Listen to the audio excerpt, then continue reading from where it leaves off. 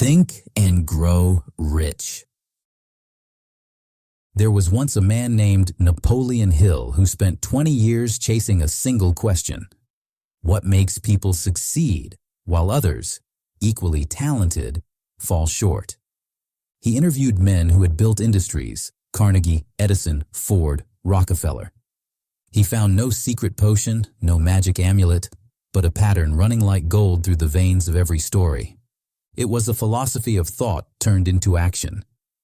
And he called it Think and Grow Rich. The story begins with desire, not a wish, not a passing thought, but a burning, obsessive desire that refuses defeat. Hill taught that all success is born from this fire, the kind of desire that transforms the impossible into the inevitable. He said, whatever the mind can conceive and believe, it can achieve. Desire, when written down, becomes intention. Intention, when acted upon, becomes destiny. Hill told the story of Edwin Barnes, a man who wanted to become Thomas Edison's business partner.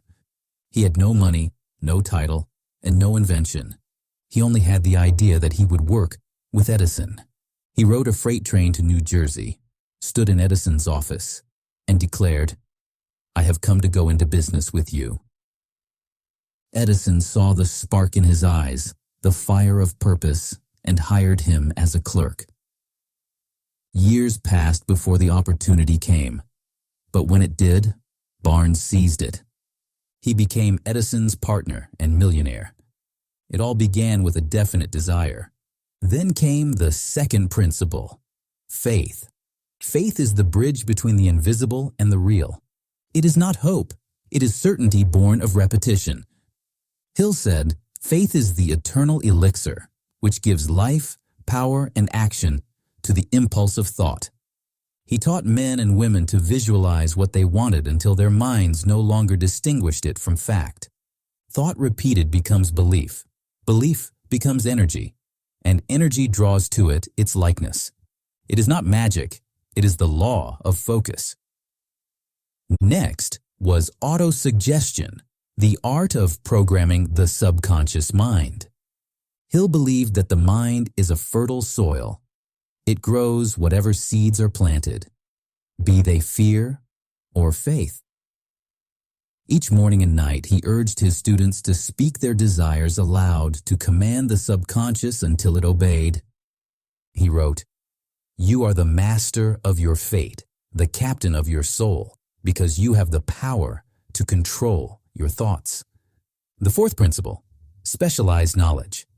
General knowledge, Hill said, will not build fortune. Specialized knowledge organized, directed toward a purpose, creates wealth. It is the carpenter's tools, not the library shelf, that build the house. Then, imagination, the workshop of the mind. Every empire, every invention, every fortune began first as a single idea. The imagination is where dreams are designed before the hands ever touch them. Hill divided imagination into two forms: synthetic imagination, arranging known ideas into new combinations; creative imagination, where intuition and inspiration meet, connecting man to the infinite intelligence. He warned that ideas are fragile things. They live briefly unless nurtured by discipline. The world rewards not the thinker alone, but the thinker who acts. That brings us to organized planning. No dream, however grand, will stand without the architecture of a plan. Hill advised forming a mastermind group, a council of allies united in shared purpose. No man can achieve great power alone, he said. When two minds come together in harmony, a third mind, a greater mind, is born between them. And what of persistence? It is the iron within the will. Most men fail because they quit 3 feet from gold. The miner who abandons his shaft when success is near will live forever in regret. Hill reminded them, persistence breaks resistance. When failure comes and it will study it, learn, and strike again.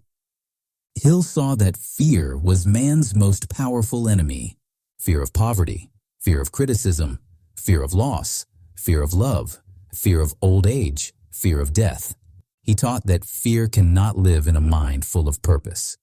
To kill fear, one must act. Action is the antidote to doubt. The book ends where all philosophies meet: the power of thought. Wealth, health, success, happiness, these are the fruits of right thinking. A man who learns to master his thoughts masters his life. A man who directs his faith builds his world. In the end, Hill's discovery was not about money at all. It was about mental transmutation, turning thought into power, and power into service. True riches are the byproduct of purpose lived with faith, clarity, and persistence. And so the story of Think and Grow Rich is not of gold or steel, but of the quiet empire within the human mind, where one thought, persistently held, becomes a destiny fulfilled.